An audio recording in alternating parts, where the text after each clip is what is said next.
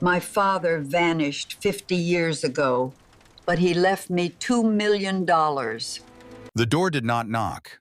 It pounded. Three heavy blows that sent vibrations through the wall and rattled the framed photograph on the kitchen counter, the one showing a little girl sitting on a big man's shoulders at a county fair. Laughing so hard, her eyes were shut, holding a cotton candy bigger than her own head. The photograph rocked in its frame but did not fall. Agnes Holden stood at her kitchen sink with her hands still wet from the dishes and listened to the sound die away in the walls of the apartment she had lived in for 40 years. She was 81 years old. She weighed less than she had at 60. Her hair had gone fully white sometime in her mid-70s, and she had stopped fighting it because there was nobody left to fight it for. She dried her hands on the dish towel hanging from the oven handle, folded it carefully the way she always did, and walked to the front door. The man on the other side was maybe 35 thick through the neck, wearing a jacket with the Slater Property Group logo embroidered on the chest in gold thread. He held a clipboard in one hand and a roll of blue painter's tape in the other. He did not say good morning. He did not apologize for the hour. He looked past her shoulder into the apartment, the way people look at things they have already decided they own.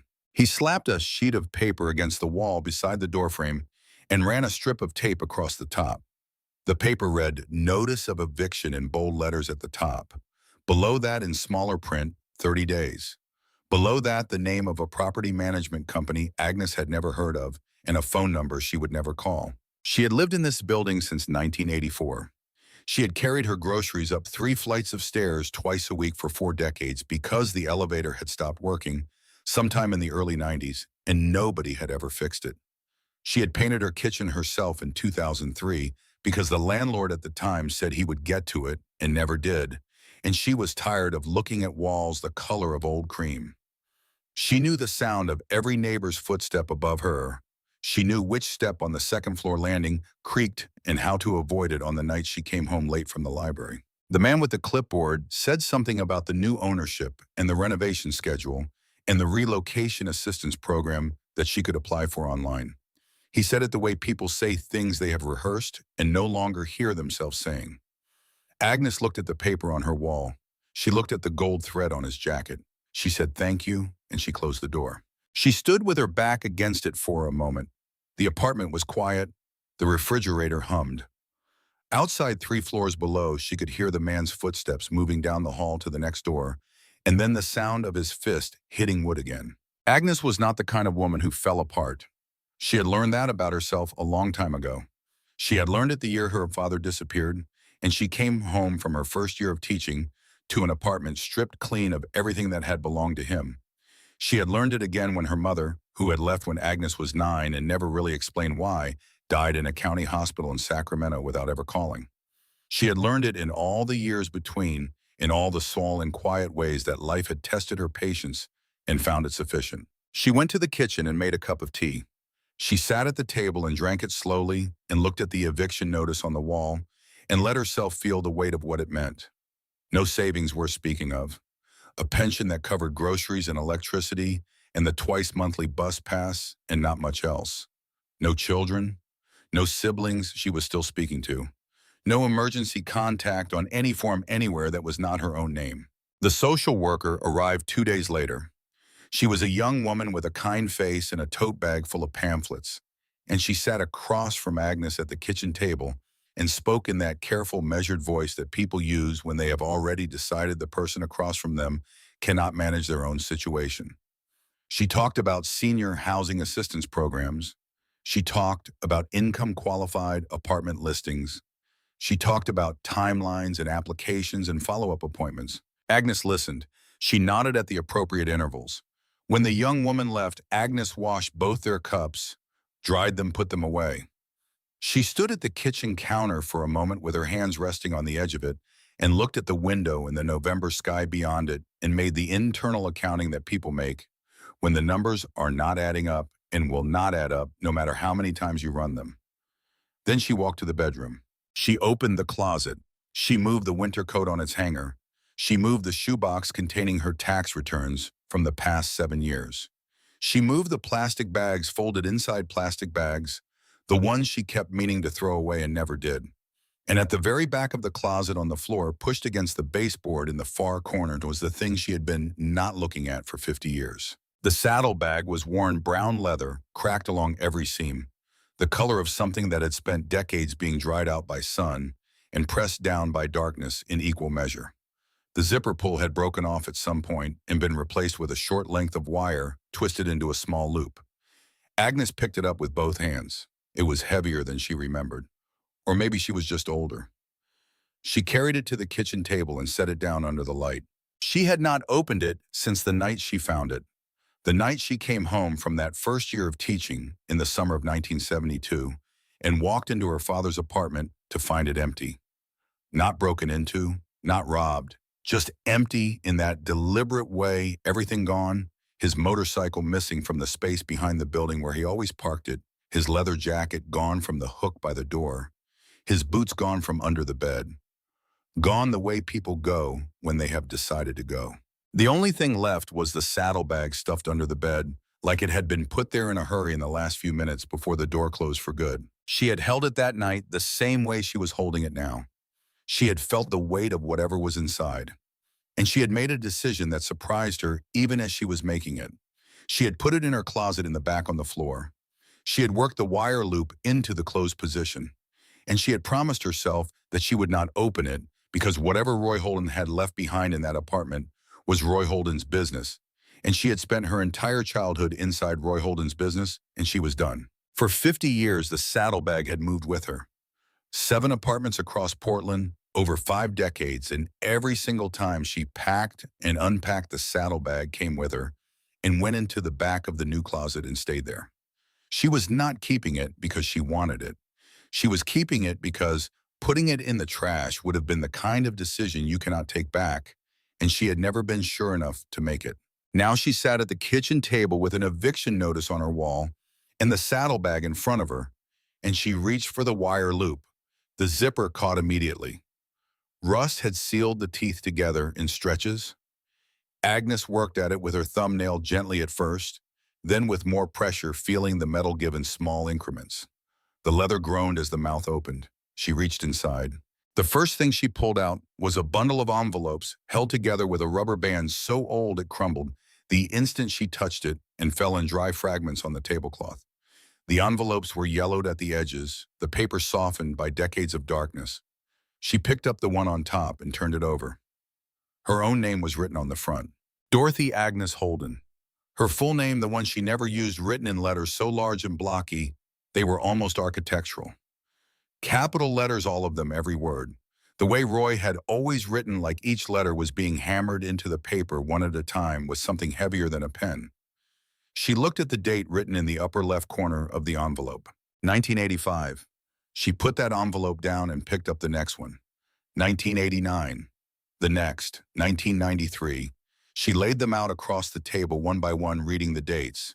1985. 1989. 1991. 1993. 1996. 1997. 1999. 2001. 2003. 2004. She counted them. 20 envelopes, spanning 19 years. The last one postdated the year Roy had been legally declared dead by the state of Oregon by more than a decade. Agnes sat very still for a long moment. Her father had disappeared in 1972. He had been gone for 50 years.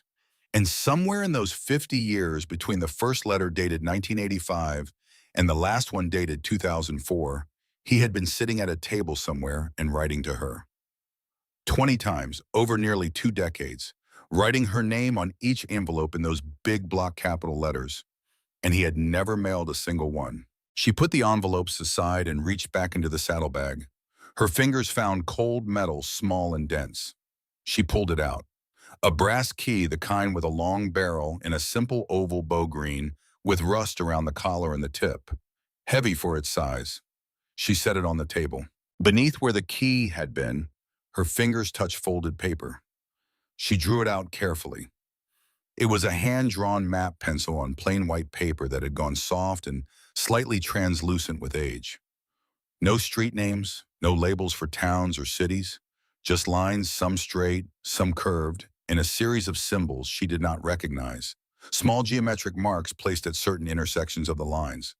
In the lower right corner, barely visible, a small cross shape with a circle drawn around the top of it. At the very bottom of the bag, pressed flat against the leather, was a bank receipt. The paper was so old the ink had faded to a faint gray-brown, barely a shade darker than the paper itself. Agnes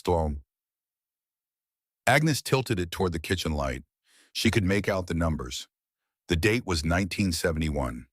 The account was with a bank she had never heard of at a branch address in downtown Portland. The amount listed under the word deposit was $742,000. Agnes read the number 3 times.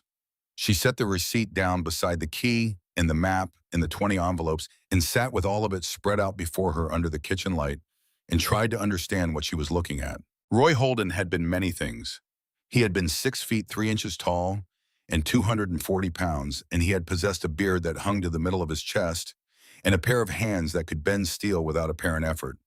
He had been a full-patch member of the Hells Angels out of Oakland since 1962, which was not a weekend hobby or a fashion choice. He had been loud when he was happy and quiet when he was angry, and Agnes had learned early which silence meant which. He had been in every measurable sense the most dangerous person she had ever personally known. He had also been the person who taught her to read, who sat with her on the fire escape on summer evenings and pointed out constellations with his thick finger and told her their names in both English and whatever else he could remember from the one semester of college he had attended in 1956 before dropping out. He had been the one who showed up at her 3rd grade classroom on Parents' Day and sat in a child-sized chair in his cut and his boots and answered every question the teacher asked as though it were the most natural arrangement in the world. He had loved her. Agnes had believed that for 50 years, and she still believed it.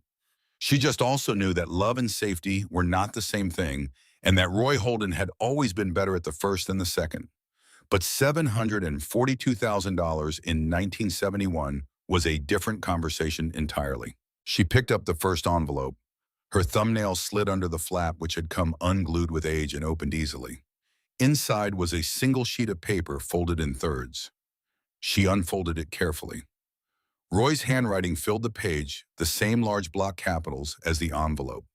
The letters crowded together in rows that wavered slightly from the horizontal, as though whatever surface he had been writing on was not quite flat. He said he was sorry. He said there had been no other way to do what he had to do. He said he had thought about her every day since the last time he saw her, and that he expected he would continue to do so. He said the money was real, and that it was hers and that she would know how to find it when she needed it badly enough. He said he loved her in a way that he had never been good at showing, but that he needed her to understand had always been there underneath everything, even underneath the parts of him that had frightened her. The last line of the letter said, "Someday you will know the real reason I left.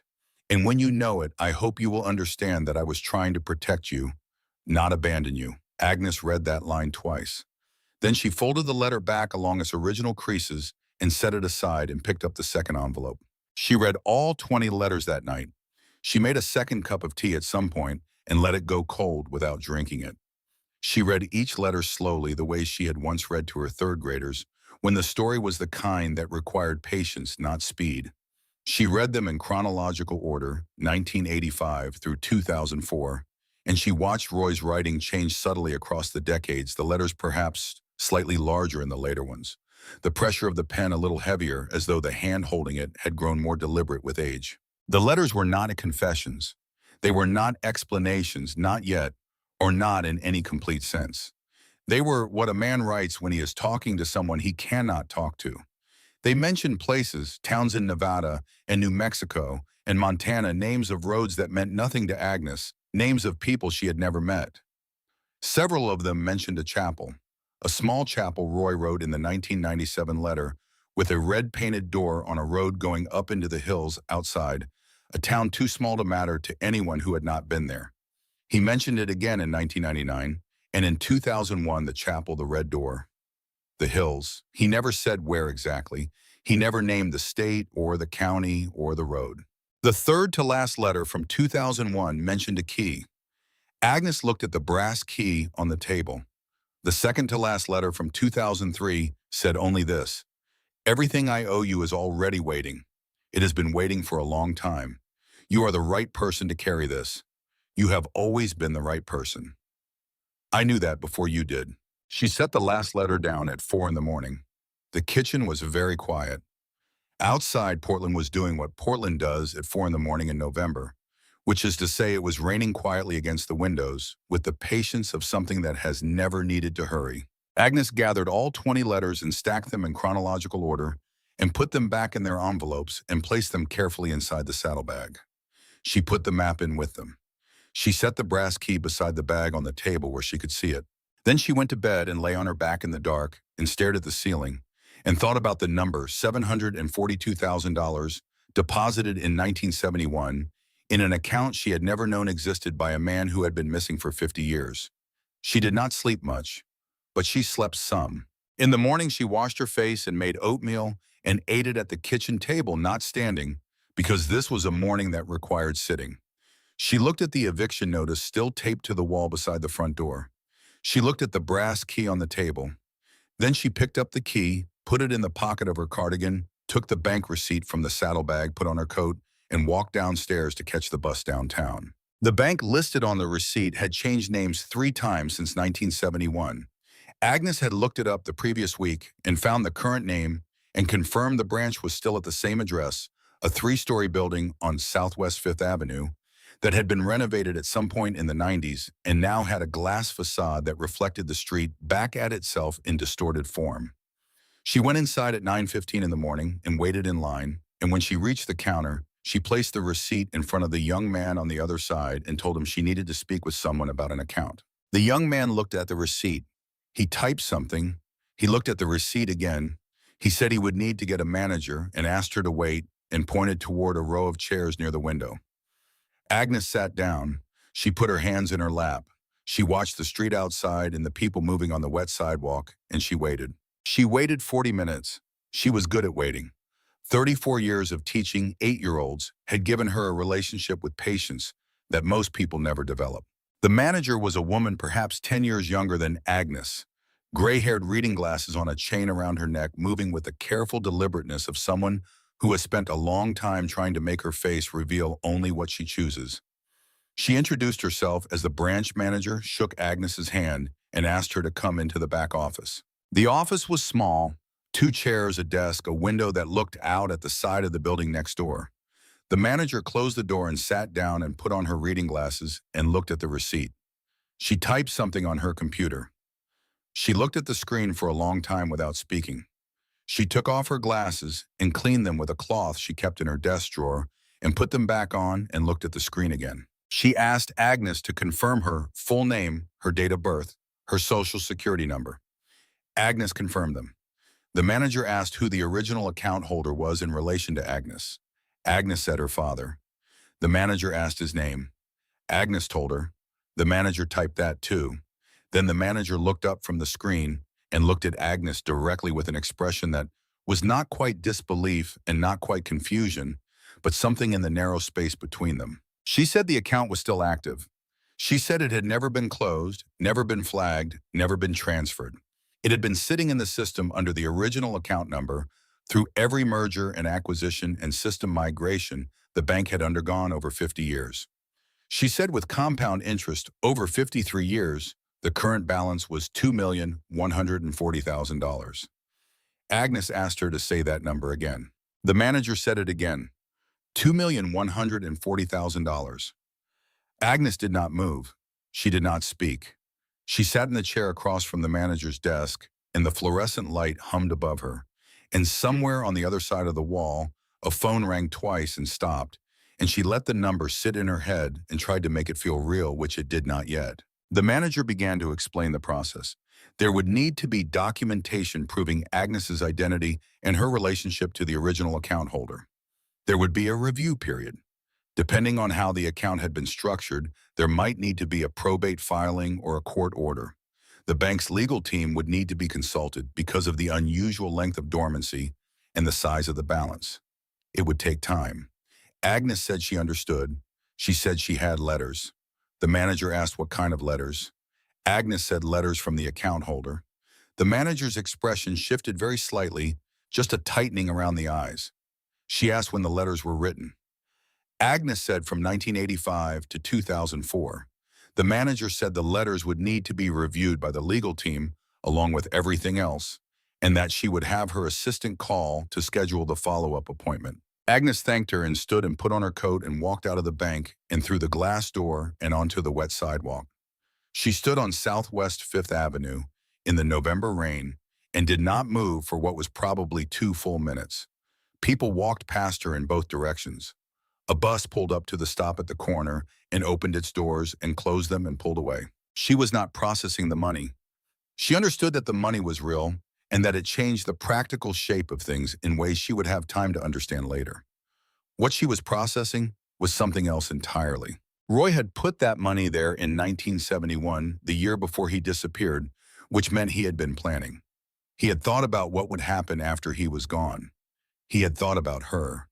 He had structured something that would survive decades and system changes and legal complexity and sit there quietly compounding until the day she needed it badly enough to open the bag. He had known she would wait. He had known she would not open the bag until she had no other choice. He had known her well enough to plan for the version of her that was still standing 50 years later. Agnes walked to the bus stop at the corner and waited for the next bus and rode it home. She went inside and stood in the kitchen and looked at the eviction notice on the wall. Then she took the saddlebag from the table and carried it to the bedroom and put it on the bed and sat down beside it and opened it again and took out the 20 letters in the map and laid them out on the bedspread. She read the 1997 letter again, the one about the chapel, the red door, the hills, the road too small to name. She took out the map and spread it open on the bed and looked at the lines and symbols. She looked at the small cross with the circle at the top in the lower right corner. She had looked at enough maps in her life to understand that a cross like that, in cartographic shorthand, typically indicated a church. She got up and went to the kitchen and opened her laptop and typed into the search bar the words Small Chapel Red Door, Oregon Hills. She found 17 results on the first page. She narrowed the search by cross-referencing the general directional information in Roy's letters, the references to a drive of some hours north to terrain that was hilly and forested to a town small enough that most people passed through without slowing down. Ridgway, Oregon, population 412, 3 hours north on roads that got smaller as you went. A chapel on record with the County Historical Society noted as a non-operational private structure. Built in 1887, last known use as a place of worship, 1961. Current ownership unclear. Agnes put the map back in the saddlebag. She zipped it shut. She sat for a while with the key in her hand and thought about the woman who had spent 50 years making the quiet choice not to open a bag at the back of a closet. She thought about Roy sitting somewhere in the years between 1985 and 2004, writing letters to a daughter he had left behind, sealing each one and addressing it in those big block capitals, and then putting it with the others and not mailing it. Night after night, year after year, she thought about his last letter. You are the right person to carry this. Agnes Holden set the key on her nightstand. She was 81 years old. She had 17 days left on a 30-day eviction notice. She had a bank account she could not yet access, a map she did not entirely understand, and a key that fit a lock she had not yet found. She got up and went to the kitchen and started making dinner. The photograph on the kitchen counter had settled back into its frame. The little girl on the big man's shoulders, both of them laughing, the cotton candy enormous and improbable between them. Agnes glanced at it while she waited for the water to boil. She had not looked at it that way in years. Not as a photograph of two people, as a photograph of a conversation that had been going on apparently for much longer than she had known. 3 days passed. Agnes spent them the way she spent most things that required patience, which was by doing the ordinary work of living and letting the larger things sit at the edge of her attention without forcing it. She washed her dishes. She went to the library and returned 2 books and checked out 1 more. She walked to the grocery store on Burnside and bought eggs and bread and a small container of soup and carried them home. She called the number on the eviction notice, not because she expected anything useful, but because she believed in documentation, in having a record that she had tried the proper channels before she tried anything else. The woman who answered told her the relocation assistance application was available on the website. Agnes said she did not drive and asked if there was a paper form. The woman said she would mail one. It never arrived. On the morning of the fourth day, Agnes was sitting on the bench outside the bank on Southwest Fifth Avenue, waiting for her second appointment with the branch manager. The appointment was at 10. She had arrived at 9:40 because she had learned over 81 years that being early was the only kind of control available to people who had no other kind. She had the saddlebag at her feet. She had her folder of documents on her lap. The letters were organized in chronological order inside a plastic sleeve, the receipt, her social security card, her birth certificate, Roy's name on her birth certificate, in the space that said father. A man sat down on the bench beside her. She registered his presence the way you register a change in the temperature of a room. She did not look up immediately. Then she heard him say her name. Not Agnes, her full name, Dorothy Agnes Holden. She looked up. He was perhaps 62 years old, which was a guess she made from the set of his face and the way he held himself rather than from any obvious markers of age. He looked like someone who had worked with his hands for a long time and had recently stopped. His jacket was plain canvas, the color of a road in winter. His hair was gray and cut close. He was looking straight ahead at the traffic on Fifth Avenue and not at her. His name, she would learn later, was Hadley Cross. He said he had known her father. He said the money in that account was real, but it was not the whole story. He said the letters were not the whole story either. He said there were things Roy had not been able to put in writing because some things cannot be put in writing without putting the people you love in danger. Agnes watched the side of his face and waited. He reached into the inside pocket of his canvas jacket and took out a photograph. It was printed on plain copy paper, the way you print something at a library or a drugstore, the color slightly washed out. He held it out toward her without looking at her, and she took it. 7 men standing in front of a roadside diner. The building behind them was flat and low, and the land around it was dry, the kind of dry that belongs to Nevada or Eastern Oregon or the high desert of New Mexico. The sky in the photograph was very blue. There was a date printed in the lower right corner of the image in white numerals. 2019. Agnes looked at the men, 6 of them she did not know. They were large men, most of them built in the way that men who have spent decades on motorcycles are built wide through the shoulder, settled into their own weight. They stood with their arms loose at their sides or crossed over their chests with the ease of people who have nothing to prove in the particular moment being photographed. The 7th man was standing at the back of the group, slightly apart from the others. His arms were crossed. His chin was lifted just slightly. His beard was long dark brown with gray in it, hanging to the middle of his chest. His face had not changed. Agnes brought the photograph closer. She looked at the line of his jaw, the set of his eyes under heavy brows, the specific way his weight was distributed, more on the left foot than the right, a habit he had carried since a fall from a bike in 1968 that had left his right knee with a tendency to ache in cold weather. She knew that about him. She had watched him stand that way her entire childhood. Roy Holden had been born in approximately 1937. The photograph was dated 2019. He would have been 82 years old the year that photograph was taken. The man standing at the back of that group looked 45. Agnes lowered the photograph to her lap. Hadley Cross stood up from the bench. He buttoned the top button of his canvas jacket with the deliberate motion of a man concluding something. He said the men in the photograph were the same men Roy had ridden with since the early 60s. He said not one of them looked any different than they had 50 years ago. He said they were still out there and that Roy had sent him here today because the situation had changed in a way that made contact necessary. Agnes asked what situation. He turned his head and looked at her directly for the first time. His eyes were gray and careful and held in them the particular quality of a person who has spent a long time knowing things he cannot say. He said Warren Slater. Then he walked away.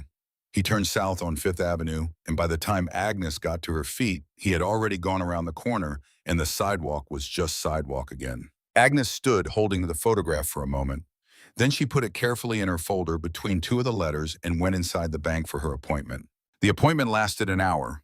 The manager explained the review process, the documentation requirements, the timeline. Agnes answered every question and provided every document asked of her and left with a list of additional materials to gather in a follow-up date 2 weeks out. She was efficient and thorough and gave no indication of the fact that she was thinking about something else almost entirely. She rode the bus home. She sat at the kitchen table with the photograph in front of her and her hand flat on the surface beside it, and she looked at Roy Holden, standing at the back of a group of men in front of a diner in the high desert in 2019, looking exactly as he had looked when she was a child. She thought about what that meant. She thought about it the way she thought about things that did not fit any existing frame of understanding, which was carefully and without rushing toward a conclusion she was not yet equipped to reach. Then she pulled Roy's letters out of the folder and read the 1997 one again.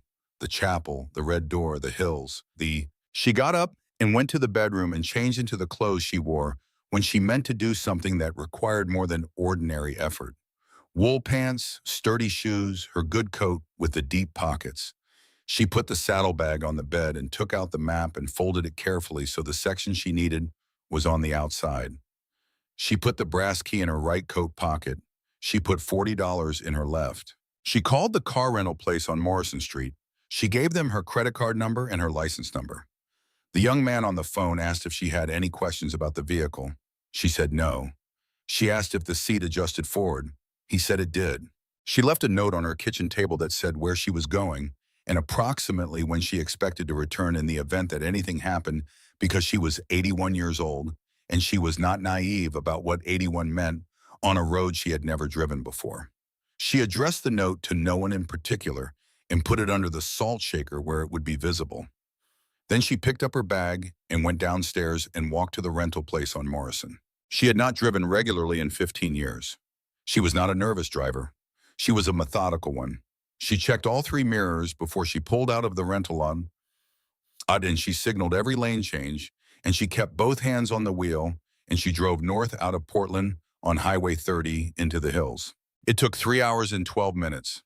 The last 40 minutes were on roads that narrowed steadily, the trees thickening on both sides until the sky was reduced to a strip of pale November light running along the top of the windshield.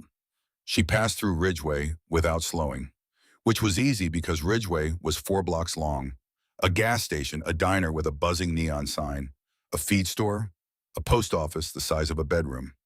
She continued north on the road indicated by the map, and after half a mile she found the gravel turnoff running between 2 rows of oak trees so old their branches had grown together overhead into a canopy. She parked the rental car at the end of the gravel road and sat for a moment with the engine off. The silence outside was very complete, the kind of silence that exists in places that have not heard human noise in a long time. She got out of the car. The chapel was at the end of a stone path that ran through grass gone pale and dry for the season. It was a small building, simple white clapboard with a peaked roof, the kind of chapel built in the 19th century by people who were practical about faith and did not have money to make it ornate. The windows along the side wall were stained glass intact, their colors muted from the outside in the flat November light. The front door was arched and painted red. The paint faded and peeling in long, curling strips, but red, still red enough to be unmistakable. The front door was locked with a padlock through a hasp. Agnes walked around the left side of the building on the thin strip of grass between the clapboard and the encroaching brush. At the back left corner, there was a smaller door plank. Wood unpainted with a single keyhole lock. Old hardware, the kind made in an era when locks were built to outlast the buildings they protected. Agnes took the brass key from her coat pocket. She put it in the lock. The key turned with resistance, then with a solid series of clicks as the tumblers moved and the door swung inward into shadow. She stepped inside and stood still while her eyes adjusted. The stone floors were there. The stained glass windows were there, throwing pools of colored light across the floor at the angle the afternoon sun made with the glass. The arched ceiling was there, its original plaster still mostly intact. 100 years of footsteps had worn the center of the floor smooth. The pews were not there. In their place were metal filing cabinets, gray and institutional, arranged in 3 rows down the length of the nave. Along the walls were steel shelving units, loaded with cardboard boxes and plastic bins and binders with handwritten labels on their spines. A long wooden table ran down the center of the room between the filing cabinet rows, its surface covered in papers and maps and binders and old newspapers and topographic charts and satellite images printed in grainy black and white. On the walls, hung with the ordinary picture hooks, were photographs. Agnes walked slowly toward the nearest wall to look more closely. They covered 50 years. Black and white prints from the 50s, careful and formal, in the way photographs from that era tend to be. Color snapshots from the 60s with the particular green saturation of early Kodachrome.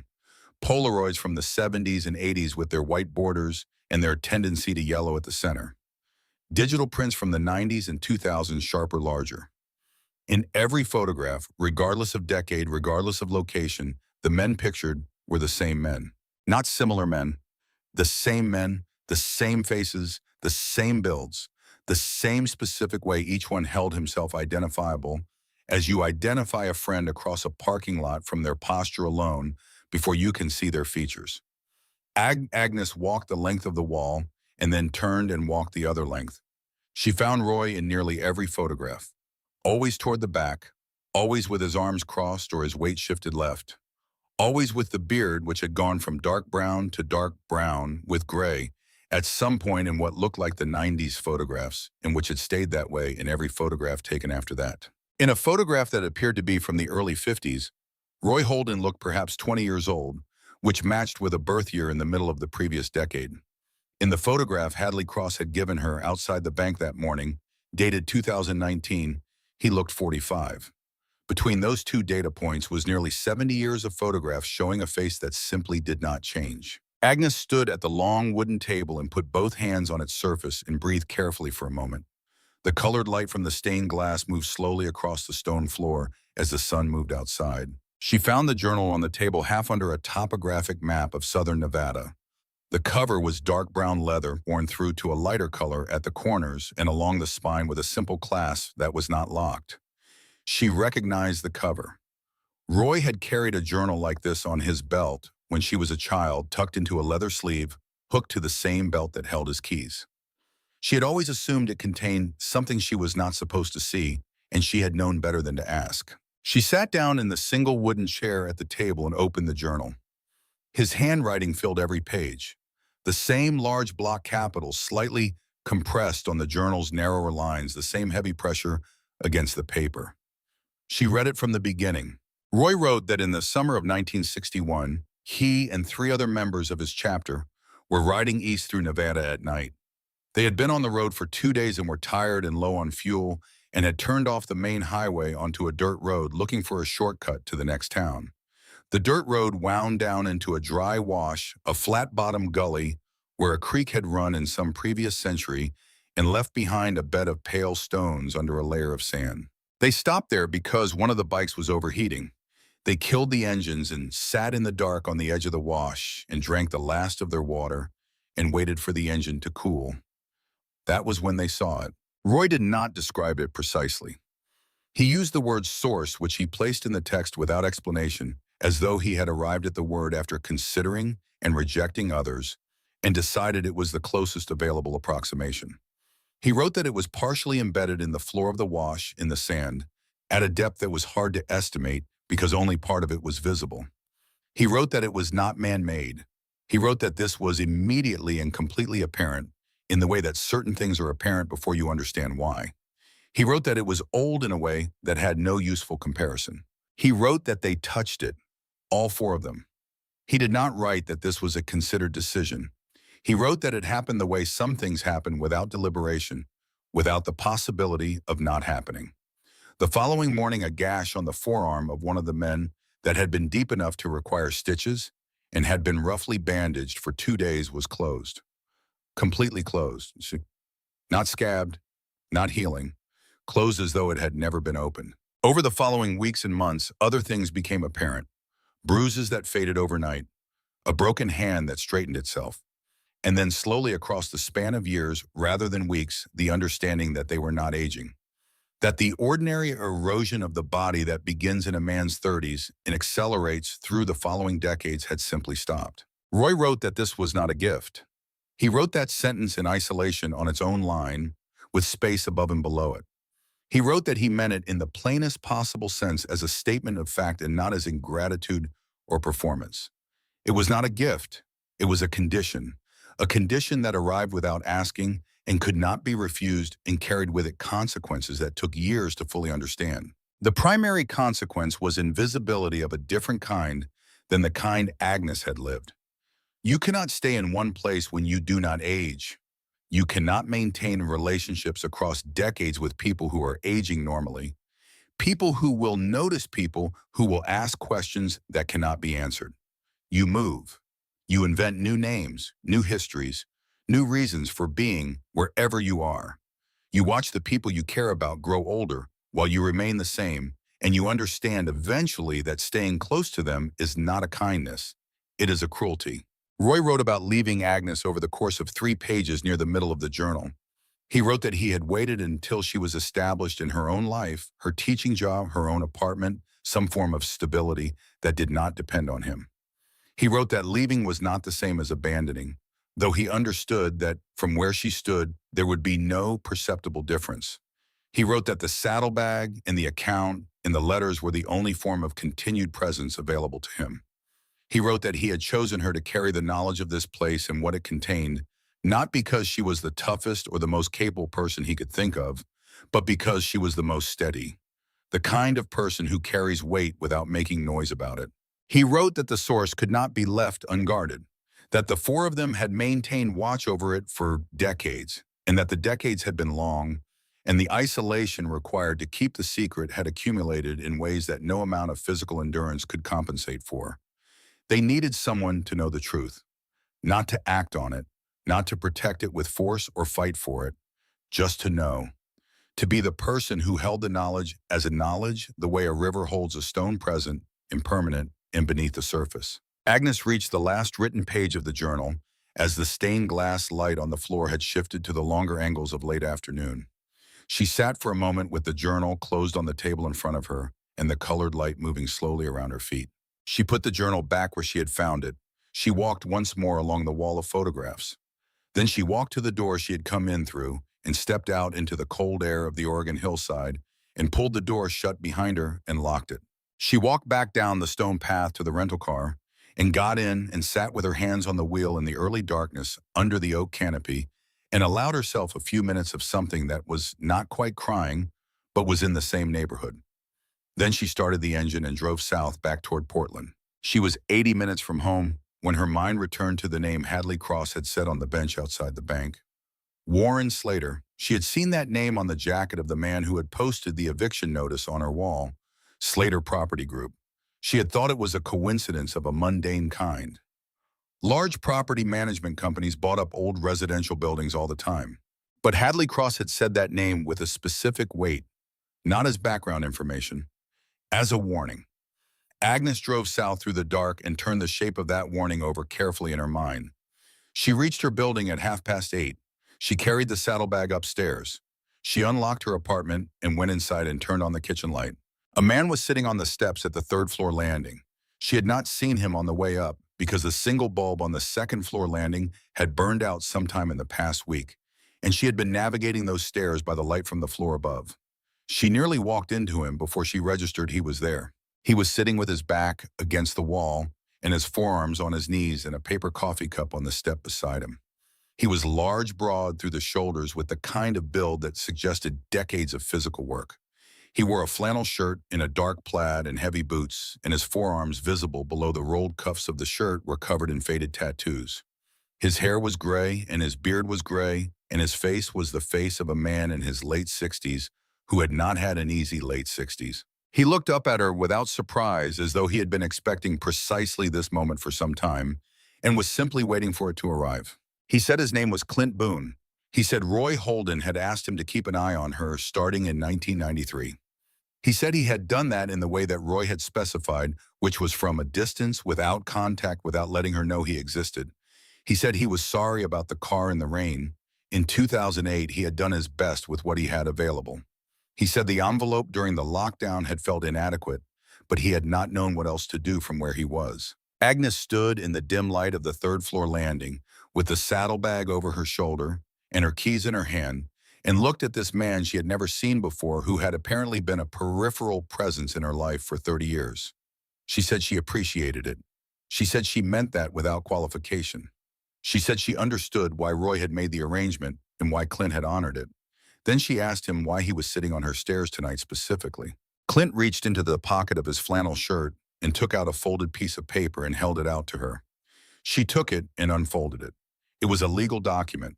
It was an application filed with the Circuit Court of Multnomah County requesting a declaration of abandonment for a dormant financial account on the grounds that the account holder had been absent and presumed deceased for more than 50 years and that the assets therefore should be transferred to probate proceedings. The filing party was listed as Slater Property Group.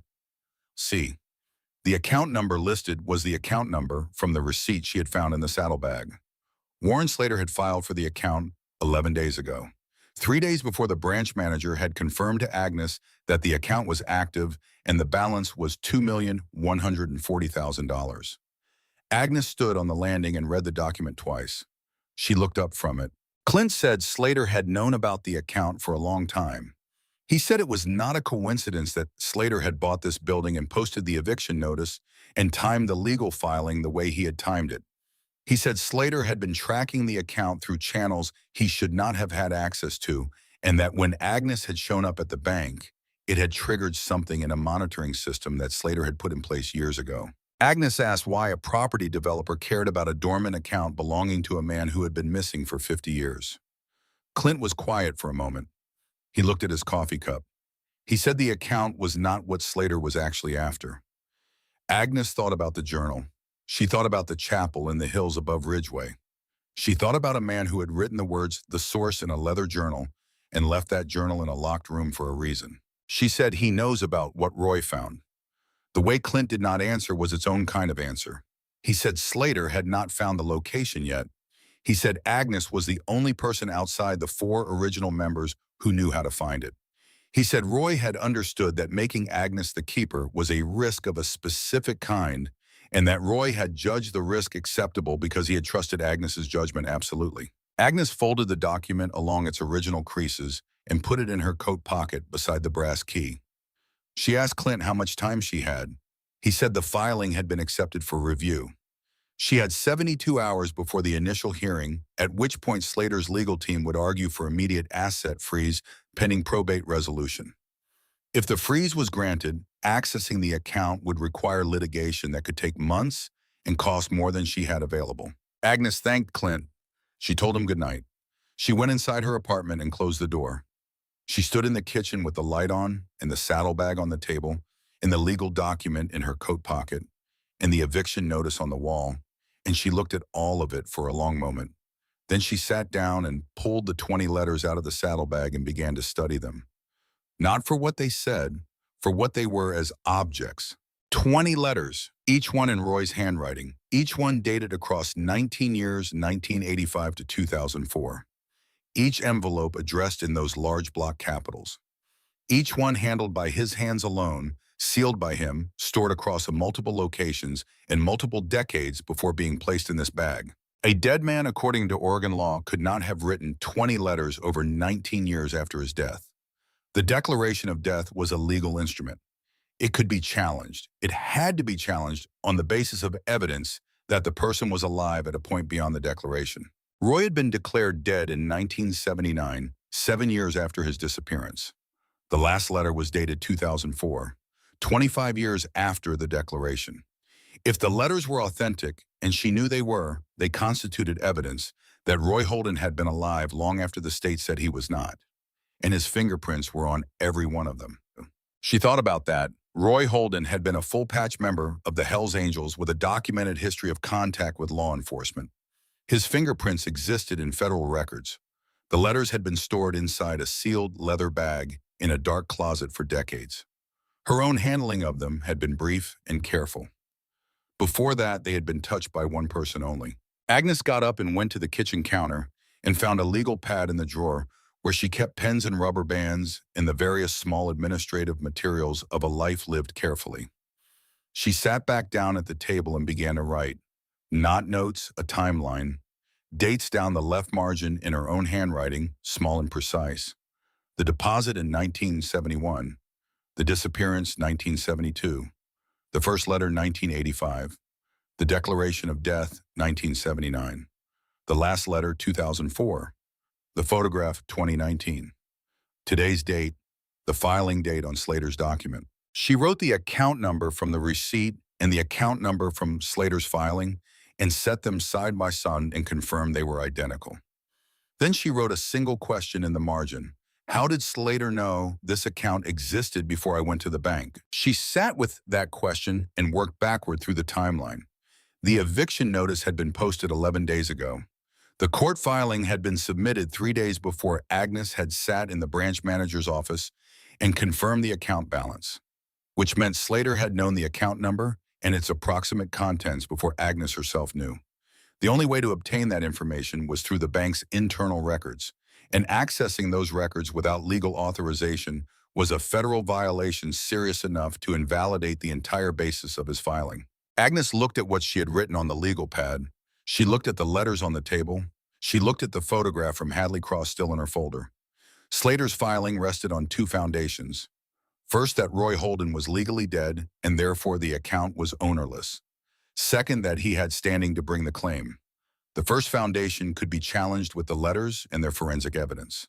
The second foundation had a crack in it that Slater had put there himself. She wrote the word fingerprints and underlined it. She wrote the words unauthorized access and underlined that too. Then she picked up her phone and called Clint Boone. He answered on the second ring. She told him what she needed.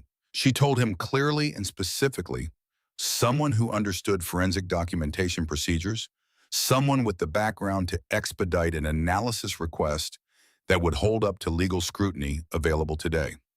She told him she would handle the bank herself and asked him to make sure his people followed her lead. Clint said there was a man named Webb Mercer, retired from 22 years in financial crimes investigation, currently a chapter member in Portland. He said he would make the call. Agnes thanked him and ended the call and looked at the clock. It was nearly midnight. She had 72 hours. She had a timeline on a legal pad and 20 letters and a photograph and a question written in the margin that pointed directly at the crack in Slater's foundation. She went to bed. For the first time in a week, she slept without interruption. In the morning, she dressed and made coffee and sat at the kitchen table and read through her timeline twice. Then she put on her coat and walked to the bank. She arrived when it opened at 9 and asked for the branch manager by name and was told the manager was in a meeting and would be available at 9:30. Agnes said she would wait. She sat in the chair by the window and put her folder on her lap and watched the street. The manager came out at 9:27. She saw Agnes and her expression did the thing it had done before, that small tightening around the eyes. She asked Agnes to come in. Agnes sat across the desk and opened her folder and placed the Slater filing on the desk between them. She gave the manager a moment to read it. She watched the manager's face while she read. The manager set the document down and looked up. Agnes said she needed the manager to understand several things before the hearing that afternoon. She said she understood the bank's position was legally constrained and that she was not asking the manager to act outside those constraints.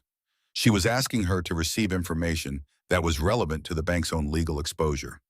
The manager said she was listening. Agnes placed the timeline from her legal pad on the desk beside the Slater filing and walked her through it point by point.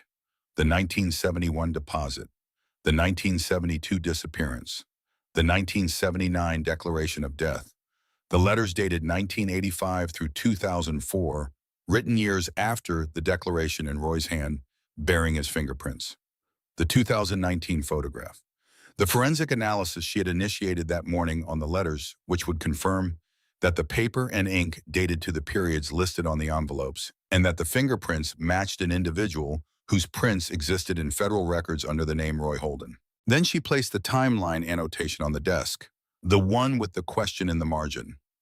She explained it without ornamentation. The eviction notice had been posted 11 days ago.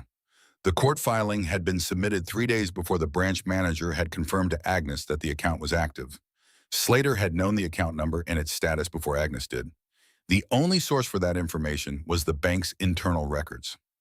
Accessing those records without legal authorization was a violation of federal financial privacy law. A bank that failed to report known unauthorized access to its own records, particularly in connection with active litigation, would face significant regulatory exposure. The manager was very still for a long moment. Agnes picked up the Slater filing and the timeline and put them back in her folder. She put the folder in her bag. She stood up and put on her coat. She said she had a forensic analysis in process that she would provide to the bank's legal team as soon as it was complete. She said she would appreciate being kept informed of the bank's position.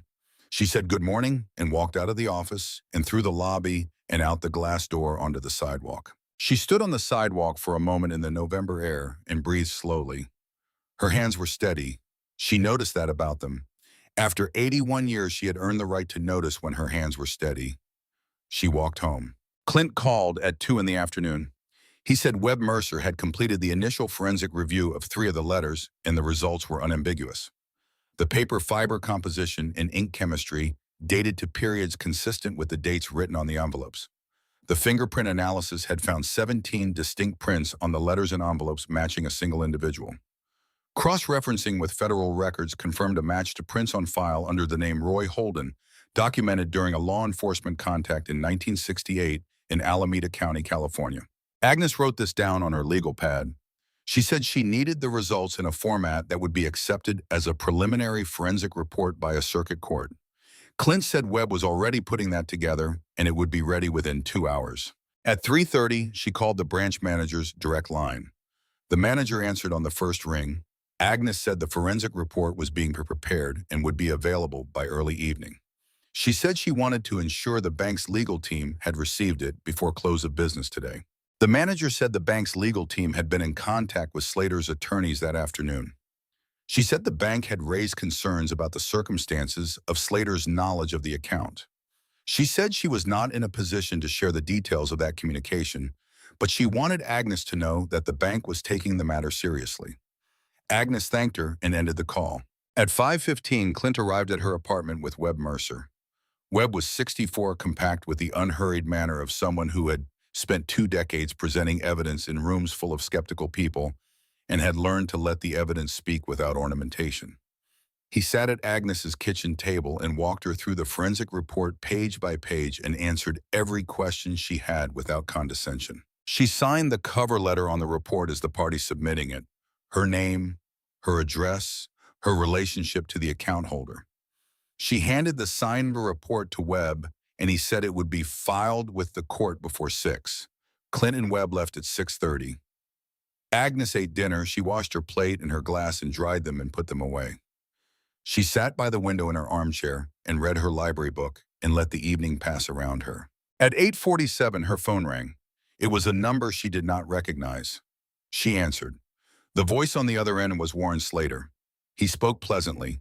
He said he understood she had submitted some documentation to the court. He said he admired her initiative. He said these things had a way of becoming complicated and expensive and protracted, and he wanted to offer her the opportunity to simplify the situation for both of them. He said the offer he had made at her door was still available. Agnes listened to him finish. She said she was not interested in his offer. She said the forensic report established beyond reasonable challenge that the account holder was alive at multiple points after the declaration of death, and that the declaration was therefore legally void.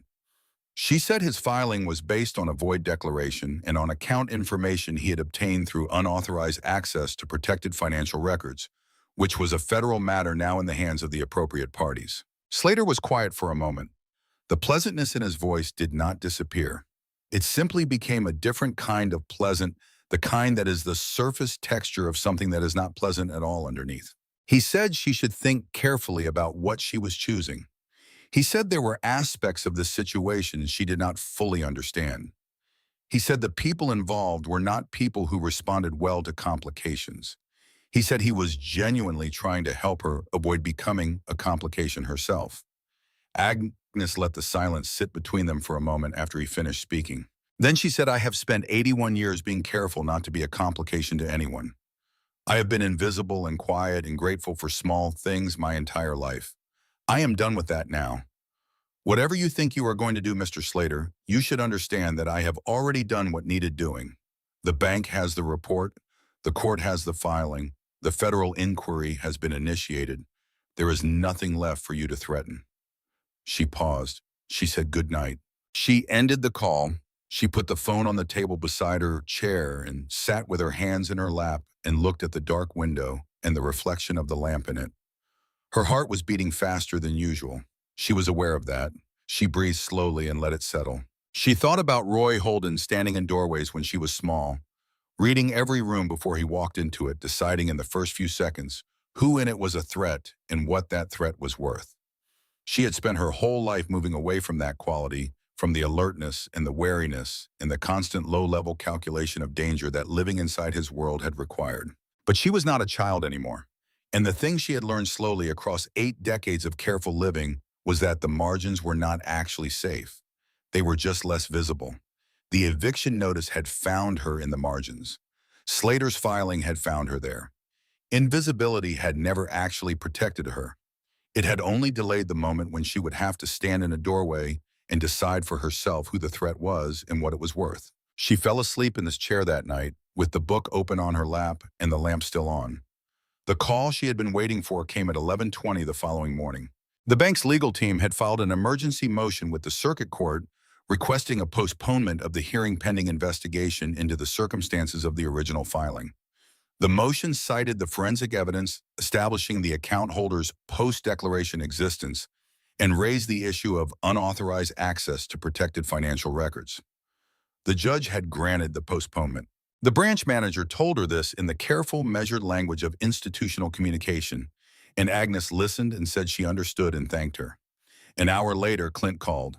He said 2 federal agencies had opened inquiries into Slater Property Group's data access practices. He said the exposure was significant and that Slater's lawyers had already reached out through an intermediary to signal that the client was reassessing his legal position. Agnes sat with the phone in her hand after the call ended and looked out the kitchen window at the November sky, which had decided to be blue today for the first time in a week.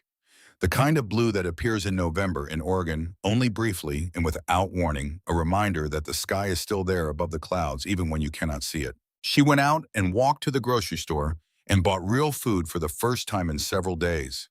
Chicken and vegetables and a small loaf of bread from the bakery section.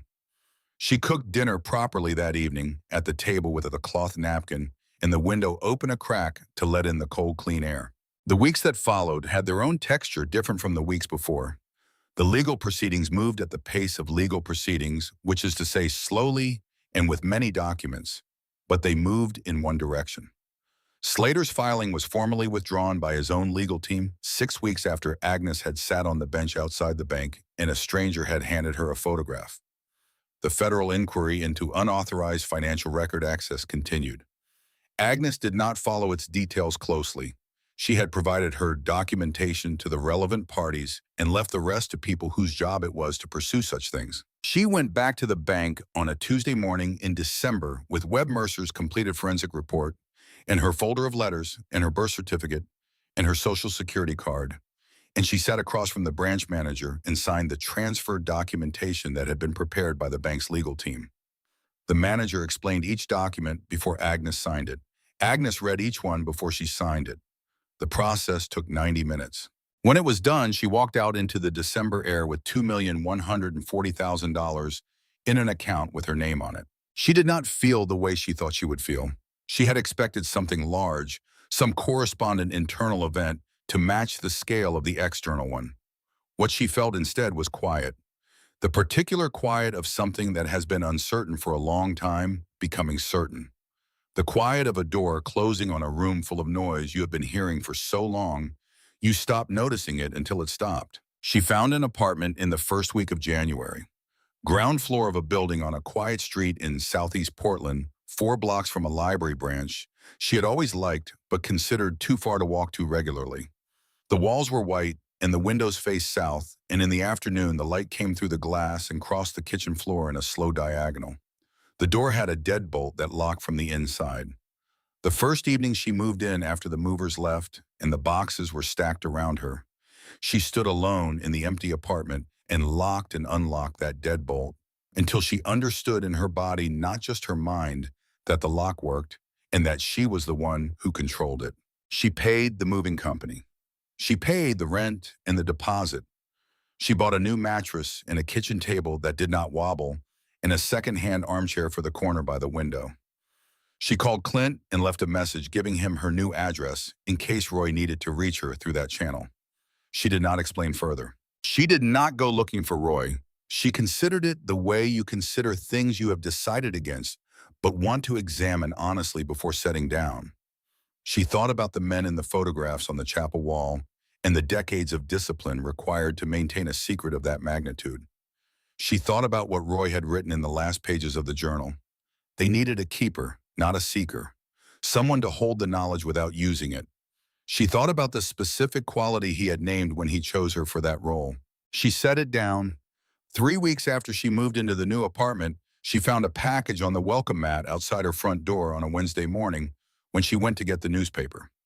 It was wrapped in brown paper, no return address, no postmark, no mailing label of any kind. She picked it up and brought it inside and set it on the kitchen table under the south-facing light. She unwrapped it carefully, preserving the paper the way she preserved things that seemed to have been handled with intention. Inside was a photograph. A single photograph, 8 by 10, printed on proper photographic paper, with weight and surface to it. It showed a man standing alone on a hillside. The grass around him was green in the way that grass is green in late spring, a deep, uncomplicated green. Behind him, the land rolled away toward a line of mountains blue with distance. The sky above the mountains was very clear. The man was tall and broad through the shoulders with a long beard that reached the middle of his chest. He was standing with his weight slightly to the left, the right foot just behind the left. He was squinting into the sun, and his features were clear in the light that fell across the left side of his face. He was not looking at the camera. He was looking at something to the right of it, something in the middle distance, something outside the frame. His arms were loose at his sides. And at the left corner of his mouth, just barely visible in the afternoon light, there was the beginning of a smile. The kind of smile that comes when something you have worried about for a long time turns out to have gone the right way. Agnes turned the photograph over. On the back in the large block capital letters she had known her entire life, a single word: steady. She sat at the kitchen table and held the photograph in both hands and looked at his face for a long time. She had been 6 years old the last time she sat on his shoulders at the county fair with the cotton candy and the laughter and the sun. She had been 27 the last time she stood in a doorway and watched him, not knowing she was watching him for the last time. She had been 81 when she reached into a closet and pulled out a leather bag that had been waiting 50 years for exactly that moment. She was still 81 some months further along, sitting in a kitchen in Portland in January light, and Roy Holden was somewhere on a green hillside with mountains behind him, alive, unchanged, standing the way he had always stood, and the expression on his face was the expression of a man who had been carrying something heavy for a very long time and had just set it down safely. Agnes did not cry. She had cried at 8 years old when her mother left without a note. She had cried at 27 when she found the empty apartment. She had cried briefly 2 minutes in a rental car parked under oak trees in the hills above Ridgway, Oregon. She did not need to cry now. What she felt was not grief or relief or sorrow. It was more like recognition. The feeling of seeing something you have always known was there but have never been able to point to directly. She got up and went to the bedroom. She took the old photograph from the nightstand, the one from the county fair. She set it there. She placed the new photograph beside it. 2 photographs, 60 years apart, the same face in both of them unchanged by 6 decades of time that had altered everything else in the frame.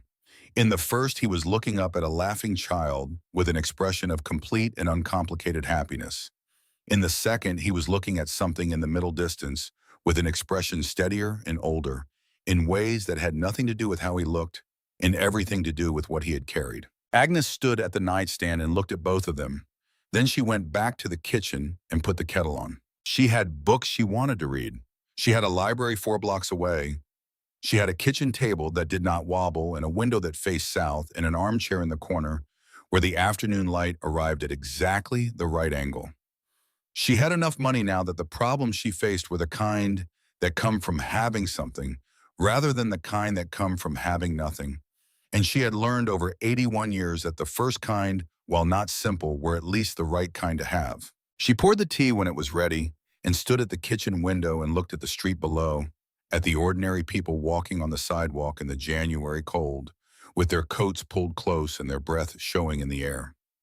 None of them knew what was in the apartment they were passing. None of them had any reason to. Some secrets are not burdens. Some secrets are simply the shape that love takes when it cannot move through the world in the ordinary ways. When it cannot knock on the door in the evening or sit at the table or speak its own name out loud. when it has to find other channels, longer routes, slower forms of delivery. 20 letters written over 19 years and never sent. A bank account compounding quietly for half a century. A brass key for a door on a hillside in Oregon. A map drawn by hand on paper that had gone soft with age. And at the end of all of it, a photograph on a nightstand and the word steady written on the back, in letters like a shout, in an 81-year-old woman in a first-floor apartment in Portland who finally, after all this time, understood that somebody had been thinking about her all along. Agnes Holden drank her tea. She rinsed the cup when she was finished and dried it and set it on the shelf. She went to the armchair by the window and opened her book to the page she had marked and began to read. The light moved across the kitchen floor in its slow diagonal. Outside, the street went about its business. Inside, in the quiet of a first-floor apartment with a working deadbolt in southern light and no more stairs to climb, an 81-year-old woman read her book and held a secret that nobody passing on the sidewalk below would ever know she was holding, which was exactly what she had been chosen to do.